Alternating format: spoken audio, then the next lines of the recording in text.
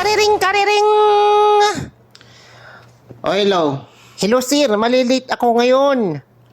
Na naman? Pang 25 na late mo na yun ngayong buwan na to ah. Sir, sorry na sir, di ko naman sadya. Sir eh, O sige nga, anong idadahilan mo sa akin ngayon? nag-Facebook po kasi ako, dumaan sa wall ko yung post nyo. Kala ko pinost nyo si John Lloyd. Hala, picture nyo pala yun, sir. Tapos yun, tinignan ko na lahat ng picture nyo. Gwapo pala kayo, sir. Parang artista. Parang tanga to.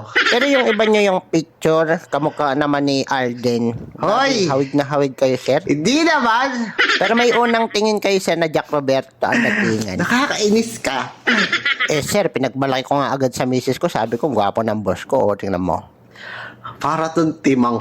Ang swerte pala namin, may artistahin kami, boss. Nakakagana pumasok. Grabe. Ba't mo kasi tinignan yung mga ano ko? Sorry na. Picture ko dyan. Kala ko nga po kasi artista yung inopen ko. Hoy, walang ganon. Nakakainis to. Sir, biruin nyo kasi sa picture, napakagwapo, walang kapintasan. Artistang artista yung dating, di ba? Hindi naman. Nakakasar ka. Kaya na-late ako kasi sino naman makakita ng pogi, syempre. O sa susunod. Sa susunod, wag mo nang titignan yung ano ko. Nakakainis. Sige, sir, nagwapuan lang ako. Sige Ito na.